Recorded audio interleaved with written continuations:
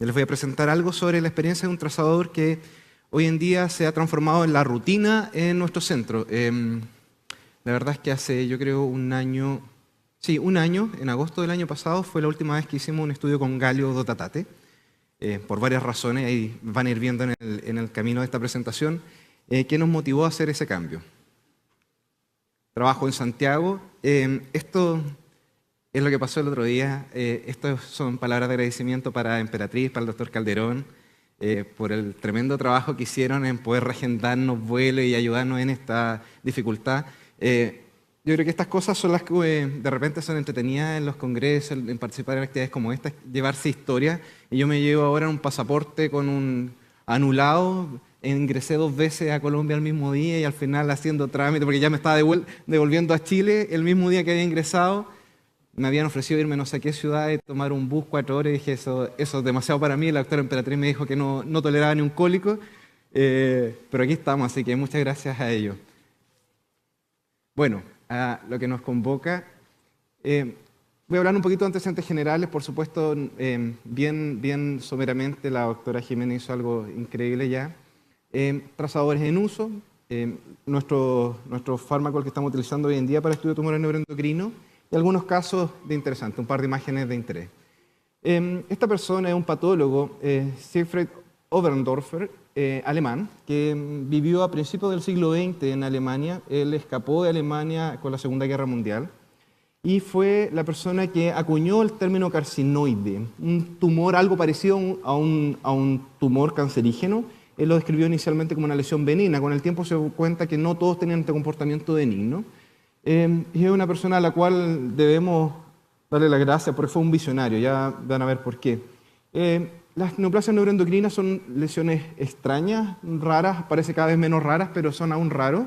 Son tumores de un espectro, tumores heterogéneos, que claramente han aumentado la prevalencia e incidencia, eso lo vemos en el día a día, y en el cual nuestra especialidad, la medicina nuclear, juega un rol fundamental. Creo, sin temor a equivocarme, que la mayoría de los médicos nucleares nos gustan mucho los tumores neuroendocrinos. Es un diagnóstico que nos llama mucho la atención. La célula neuroendocrina, este sistema difuso de células neuroendocrinas que las podemos encontrar en cualquier lugar, tiene que ver un poco esto con la funcionalidad de los tumores neuroendocrinos. Ustedes saben que en algún momento se pensó inicialmente de que los tumores neuroendocrinos en su gran mayoría eran tumores funcionantes. Hoy en día sabemos que no es así. La gran mayoría no son funcionantes. Van recibiendo distintos nombres de acuerdo a la secreción, al sustrato que están produciendo. Algunos tienen efecto inhibidor, otros estimulantes, de acuerdo a las características de la misma molécula u hormona.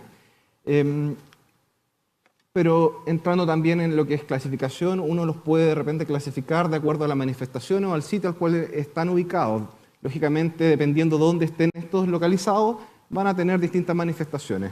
Pero eso lo deben saber con detalle. Aquí está lo que nos decía este patólogo alemán, que él, después de la Segunda Guerra Mundial del año 33, después del manifiesto, se fue a vivir a Estambul y ahí desarrolló su carrera. Y él nos decía, de hace mucho tiempo atrás, que los carcinoides claramente eran un tumor más frecuente que lo que la literatura reportaba y que estaba convencido que mientras más atención le diéramos en el futuro, mayor número, o el número de esto iba a aumentar progresivamente. Y eso es cierto, eso efectivamente ocurrió.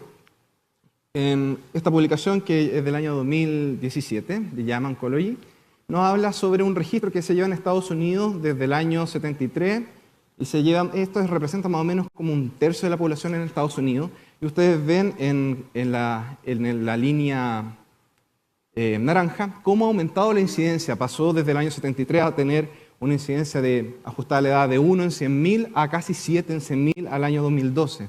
Tiene que ver con mejores imágenes diagnósticas y tiene que ver además con no solo las imágenes diagnósticas, pero por ejemplo mejores las técnicas de endoscopía. Y esto ha aumentado en todos los sitios, en todas las localizaciones de los tumores neuroendocrinos, ha aumentado su incidencia en el tiempo. Ustedes lo pueden observar acá. Por supuesto, aquí predominan los pulmonares, pero porque están disgregados los gastroenteropancreáticos. Y al observar cómo se comporta esto respecto al estadiaje, ha aumentado afortunadamente también el diagnóstico al momento de la enfermedad inicial o cuando la enfermedad aún está localizada. Nosotros vemos habitualmente no a ese paciente, sino vemos al paciente cuando ya lleva muchos años de evolución y con dificultad llegan a un diagnóstico después de 5 o 6 años. Eso también está claramente estudiado, de que se requieren muchos años en algún grupo de pacientes para poder llegar al diagnóstico. Respecto a la sobrevida, mucho ya también se ha hablado, pero la mejor de las fortunas sería para nosotros si llegamos a tener un tumor neuroendocrino es tener uno apendicular, ¿cierto? Porque la sobrevida es comparable a la población normal. Por supuesto, si la enfermedad está localizada, que son las barras en un verde más oscuro o azul más oscuro, lógicamente tiene una mejor sobrevida. Hay algunos pacientes que tienen enfermedad localizada, pero que es imposible la cirugía resectiva, por ejemplo, aquellos que están en el páncreas y comprometen los vasos mesentéricos. Pero claramente la sobrevida va a variar mucho de acuerdo a la localización de la enfermedad y a la extensión de la misma. En algún momento también se pensaban que los tumores neuroendocrinos los pacientes fallecían por cualquier otra razón, pero hoy en día también eso está en análisis, porque parece ser que estos pacientes terminan falleciendo efectivamente de su enfermedad. Si el doctor Hoffman o Hicks recibieran un royalty por esta imagen, yo creo que estarían dedicados ya en este momento a la medicina, porque en cualquier presentación de tumores neuroendocrinos vemos esto, porque es una imagen, es una gráfica muy, muy bonita que nos permite tener una rápida impresión, una rápida visualización de cuál es el rol de nuestras imágenes respecto al grado de diferenciación de la enfermedad. Por supuesto, aquellos que son bien diferenciados, hoy en día esta calificación, como lo mostró la doctora, ha cambiado, pero en general los bien diferenciados expresan receptores de somatostatina, por supuesto, y los podemos estudiar ya sea con antiguamente el Octreoscan o en este momento con los tumores, con los PET con receptores de somatostatina, y aquellos que se van perdiendo estas características de diferenciación y se vuelven más agresivos y parecen más un tumor de célula exocrina. Ellos se pueden evaluar con PET con FDG.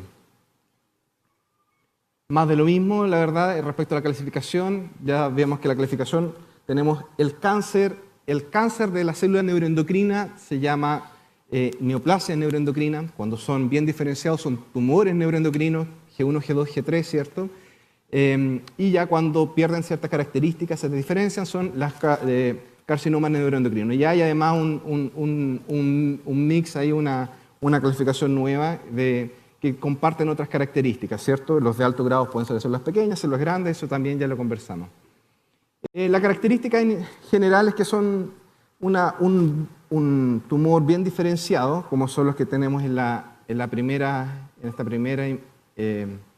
columna de imágenes. Tienen forman islotes, no tienen atipía, prácticamente no hay necrosis tumoral.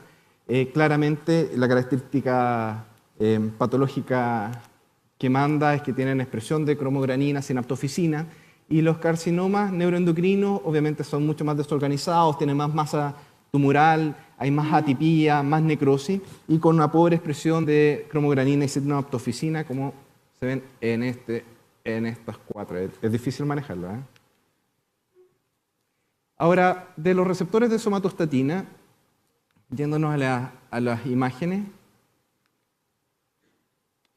el receptor de somatostatina, ustedes saben, son 5 tipos, están sobreexpresados los tumores, bien diferenciados. La somatostatina tiene 14 aminoácidos y para poder hacer una forma biológicamente más estable, se creó esta imagen o esta molécula, este sustrato de 8 aminoácidos que cuando se puede reemplazar en el tercer grupo por una tirosina nos permite tener electrótides, ¿cierto? Y al agregarle un quelante, el DOTA, podemos ya tener los sustratos para poder el compuesto que utilizamos para hacer tratamientos como el itrio o el lutecio. E inicialmente disponíamos, por supuesto, del indio 111 Octreoscan acá, pero hoy en día esto se fue reemplazando en el tiempo y ya en la técnica que está establecida, el galio, DOTATOC, DOTATATE o TANOC, que comparten ciertas características, ¿cierto? Esta es una imagen de un Octreoscan. Creo que esta fue la última imagen que hicimos de un Octreoscan, probablemente por ahí por el año 2005, 2006. porque ahí comenzamos a utilizar los trazadores PET. ¿Y por qué preferimos los trazadores PET? Porque tienen mejor sensibilidad, son más específicos, la imagen es tomográfica. En ese momento todavía no teníamos SPECT, por supuesto, cuando se hizo la imagen anterior me refiero. Hay un menor tiempo de incorporación, de 45 a 60 minutos, menor tiempo de adquisición, ¿cierto? Permite cuantificar, hay menor radiación para el paciente. Entonces eran miles de variables por las cuales era preferible hacer un estudio con un galio dotatate versus un Octoscan. Aquí es para mostrarle la molécula. La verdad es que son bastante parecidas, tienen distinta afinidad por los distintos receptores de somatostatina. Lo que nosotros utilizamos en nuestra práctica clínica habitual en Santiago es el galio dotatate, que tiene una alta afinidad con el receptor tipo 2, ¿cierto? Las características de las moléculas son bastante similares, así que se pueden ocupar una versus otra. Y esto es lo que nos aporta adicionalmente la imagen del PET. Por supuesto, en este paciente en el cual se veía esta lesión en la región clavicular, una vez hecho el PET, que fue realizado en el mismo mes, claramente la enfermedad es mucho más de lo que nos estaba mostrando el Octoscan. Entonces, sí o sí, obviamente, la elección. Y lo que yo les traigo de nuevo es lo que estamos utilizando hoy en día en Chile para estudiar los tumores neuroendocrinos, que es un compuesto con flúor. Se llama, para abreviarlo, lo llamamos nosotros FAN, el Fluor Nota Octreotide. Como ven ustedes, tiene una distribución muy similar a la del galio dotatate. Las diferencias principales están en que la relación con fondos es favorable para este compuesto. Y además tiene algunas características, por ejemplo, como un menor rango de positrón, lo que mejora la resolución especial, hay menos ruido con las imágenes, ya van a haber imágenes comparativas. La vida media del flúor versus el galio, por supuesto, nos permite en nuestra geografía, Chile, ustedes bien saben, es un país que es tan extenso que imposibilitaba poder tener estudios PET en zonas alejadas del centro del país, en Santiago es donde están la mayoría de los centros y donde se producen los radiofármacos. No se podían enviar, por supuesto, galio dotatate a lugares que están a 2 o 3 horas de distancia, Antofagasta en el norte o a Valdivia en el sur de Chile. Entonces, hoy en día, con la disponibilidad de este compuesto marcado con flúor, nos permite sí hacer esto, poder llegar a distintos lugares del país. Y, por supuesto, también hay razones económicas. No es necesario tener un generador de germanio. Depende, por supuesto, de la producción del ciclotrón. La marcación es muy rápida, 30-35 minutos, con mayor disponibilidad, por supuesto. A ustedes probablemente les ha ocurrido en más de alguna ocasión utilizando generador de que inicialmente cuando el generador está nuevo llegan las dosis adecuadas, llegan 3, 4 dosis, pero a medida que van pasando los meses va perdiendo, por supuesto, la ilusión va disminuyendo y ya ahí uno tiene que empezar a tomar decisiones. Me llegaron 2, 3 milicurie, lo hago o no lo hago, el paciente dónde viene. Empieza uno a tomar ese balance que no debería tomar. Es un poco injusto para uno tomar esas decisiones, pero no sé si es injusto en realidad, pero es lo que nos toca por ser los responsables de eso. Hoy en día esto ya no es un problema para nosotros. Podemos hacer 5, 6, 7, 8, 10 exámenes el mismo día con Fluor Nota Octreotide.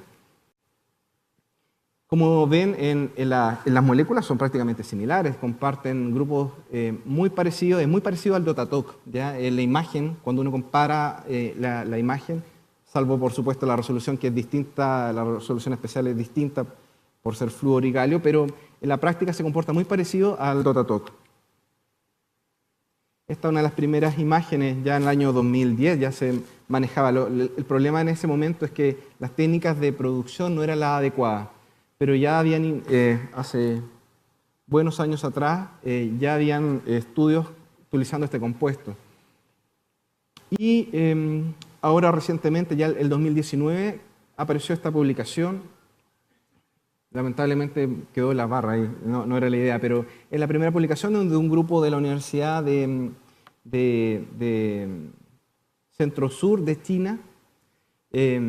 Ellos lo que hicieron fue primero compararlo con FDG, tomaron un grupo de pacientes, 20 pacientes los compararon con FDG y no alcanzan a verlo ahora desafortunadamente, pero era para mostrarles esto sujeto normal, la distribución, y la verdad es que ustedes pueden ver en la fila inferior, disculpe, está difícil. la fila inferior, que tiene una distribución bastante parecida a los compuestos con galio, con una actividad algo menor en el fondo en el parénquima hepático. Ahí está, qué bueno. Ustedes ven que tiene una muy buena distribución, inclusive imágenes muy precoces, a los 5 minutos ya muestran una buena distribución y que perdura en el tiempo. Nos permite tomar imágenes más tarde también.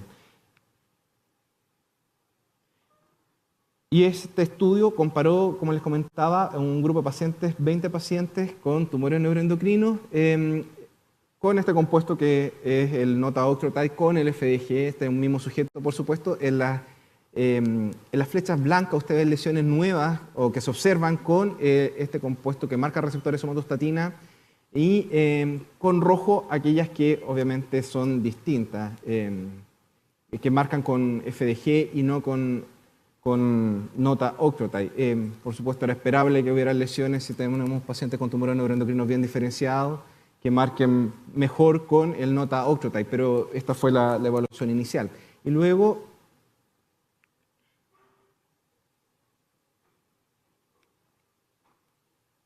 veamos, a ver.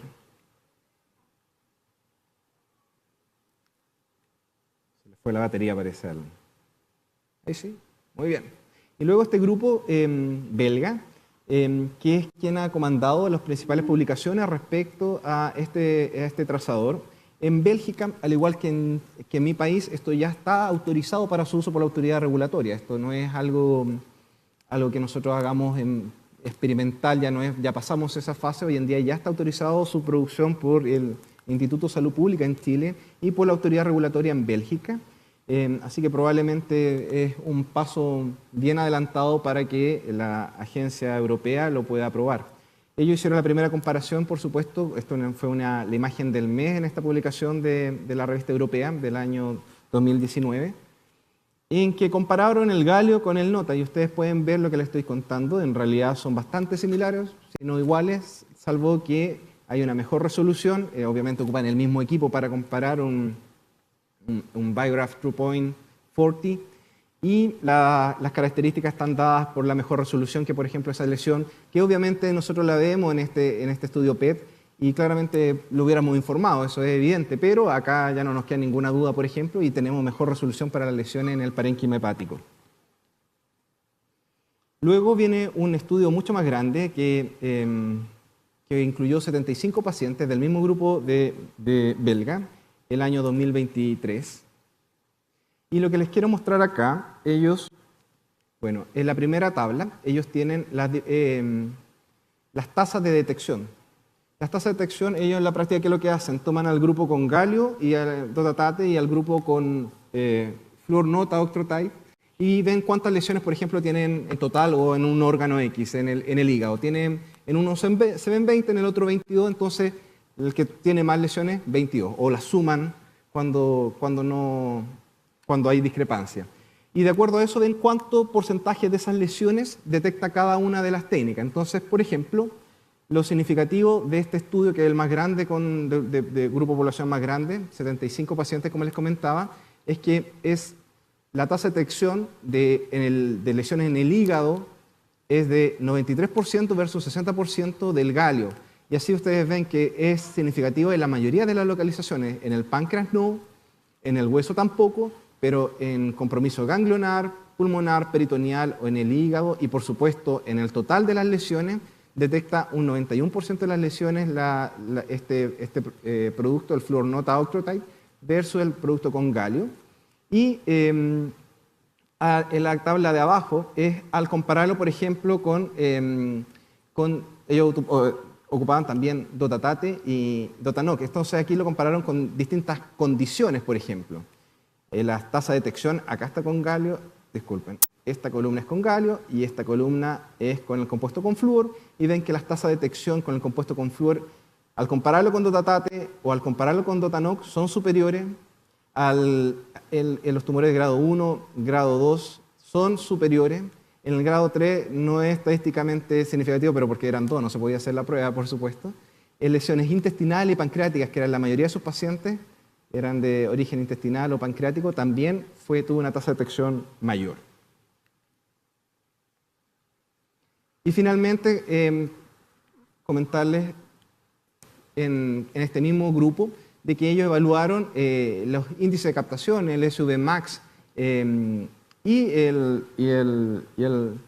la relación con el fondo. Y que lo que encontraron que había algunas diferencias significativas, pero no en toda la localización. En general, uno tiende a ver SUV max más alto con galio que con flúor.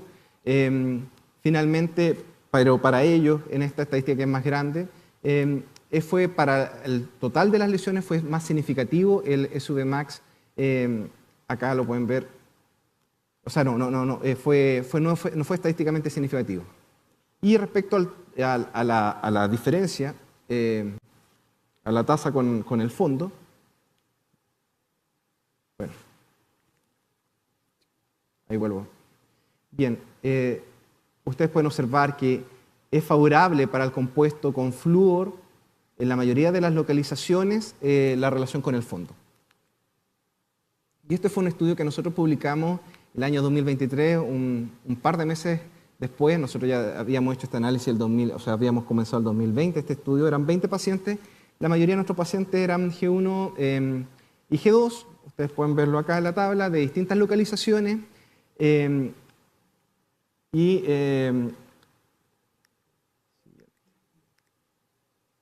Lo que podemos observar del estudio que nosotros realizamos es que en la mayoría de las distintas situaciones, para nosotros al menos, el SUV max fue más alto con el compuesto con galio versus el nota, excepto en el vaso, como ven en esta columna. Disculpen, con la línea más oscura es con galio y la gris es con nota, flúor nota, octreotide. Y en general, para la mayoría de las localizaciones, los valores de SUV max fueron más altos con el galio dotatate. Algunos ejemplos de nuestros pacientes: un hombre de 42 años que ustedes pueden observar, gracias a esta diferencia que tiene con el fondo, que tiene menor actividad de fondo, el nota octreotide, que es la fila inferior, nos permitió identificar una pequeña lesión que es donde está la flecha roja, por supuesto, y que no era distinguible. Hay más ruido, obviamente, en la imagen con galio, pero no era identificable. Pero la verdad fue que en nuestro grupo, de los 20 pacientes, tuvimos discrepancias en el cual hubo más lesiones a favor con el galio versus el nota. Aquí tenemos una lesión más en este sujeto, en el sujeto 14 y 15 también tenemos una lesión adicional, y en el sujeto 19 tenemos 2 lesiones adicionales, y solamente en un sujeto encontramos una lesión adicional con flúor versus galio. Ahora, ¿por qué podría explicar esta diferencia que no la tenía el grupo con la casuística más grande? Es que ellos realizan la imagen de flúor a los 90 minutos y nosotros lo hacemos entre 45 y 60 minutos. ¿Por qué motivo? Simplemente por planificación, por el agendamiento dentro de nuestro centro. En general, las imágenes las realizamos en esa secuencia. Entonces, tener imágenes más tardías probablemente incrementa la tasa de detección de lesiones. Y un par de casos de interés solamente para terminar. Esta es una lesión que ustedes pueden observar a la izquierda suya, el estudio con FAN, en el cual hay una adenopatía mesentérica, ¿cierto?, que tiene mayor captación. Disculpen que no la pueda observar, no la puedan identificar. Bueno, aquí está con galio dotatate. Estos son resultados positivos, por supuesto, para el compuesto con nota, con flúor. Arriba nuevamente el compuesto con flúor y abajo un galio dotatate, nuevamente una lesión que, gracias a esta diferencia en el fondo, son todas realizadas en el mismo equipo también. Se ve claramente en la imagen con flúor y no en la imagen inferior con galio. Pero también pasa lo contrario. En este paciente, por ejemplo, a mano izquierda, ustedes tienen la imagen con flúor, en el cual hay una adenopatía, que es donde cruzan los ejes allá. No sé si es realmente difícil manejar esto, ¿eh? Ven esta adenopatía lateral aórtica izquierda, ¿cierto?, que tiene una captación, pero que es baja comparada a la intensa fijación que tiene el compuesto con galio. Y también ocurren situaciones como esta, en la cual hay una lesión que es intensamente captante de galio en el hígado y tiene baja captación. Es decir, estamos hablando aquí de la expresión de los distintos receptores, ¿cierto?, y la distinta afinidad del producto. Por supuesto, esto no es un par teranóstico. El par teranóstico sigue siendo el galio, pero en la práctica no impide hacer la terapia y ocuparlo, ¿cierto? Un casito para terminar, un paciente derivado por una lesión intrapancreática por sospecha de tumor neuroendocrino. No se alcanza a ver bien en esta fase, pero créanme que era una lesión que era hipervascular. En la cola del páncreas se hizo el flúor nota octreotide, tenía expresión, esto fue en marzo del año pasado, tenía expresión, ustedes lo ven con la flecha, captación de este trazador, pero no tenemos que olvidarnos de que tenemos otras técnicas de medicina nuclear, sulfuro coloide, era un vaso intrapancreático, así que siempre la verdad es que daríamos el partido con esta o con esta imagen para poder despejar esa opción, así que no todo lo que brilla es oro. Finalmente, como conclusiones, el galio tatate sabemos, o TOC o NOT, han sido el estándar en estudio de las neoplasias neuroendocrinas bien diferenciadas, pero tiene limitaciones económicas, regulatorias. El flúor nota es una promisoria alternativa con varias ventajas, en tanto radiomarcaje, logística, calidad de imagen. Por supuesto, es muy seguro, eso ni siquiera lo mencioné, pero ustedes entenderán, es absolutamente seguro, ningún efecto adverso. Tiene un adecuado perfil de distribución y dosimétrico, esos estudios están también disponibles, pueden buscarlo. Y tiene un excelente performance diagnóstico. Nosotros lo que hicimos fue un estudio de no inferioridad y nuestra conclusión fue que no fue inferior. Bueno, agradecimiento a dos personajes bien importantes de nuestro centro que permiten que hoy en día le esté hablando de este tema a mi jefe, el doctor Horacio Amaral, que una foto de paparazzi entre una copa. Me imagino que es agua solamente, lo que está bebiendo de él. Y a mi amigo Vasco Kramer, nuestro gerente de investigación y desarrollo, con un whisky con hielo de 10.000, 20.000, de la última glaciación en el sur de Chile, en algún fiordo en el sur de Chile. Bueno, muchas gracias.